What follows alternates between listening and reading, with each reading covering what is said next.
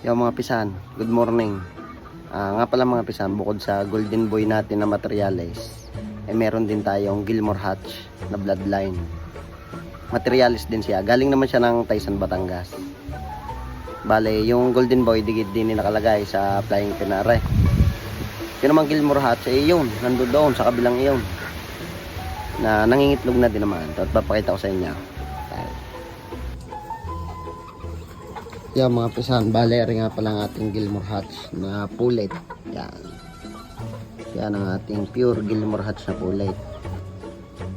Yan, 7 months old yan. Kaya mo naman. Pulang-pulang mukha eh. Nakabukod din yan, meron din tayo din yung 3 months old na golden boy. Tara yan, napakaganda niya at luwan-luwa mata. Yan o. Yeah, pure golden boy din yan, kaso 3 months old pa lang yan.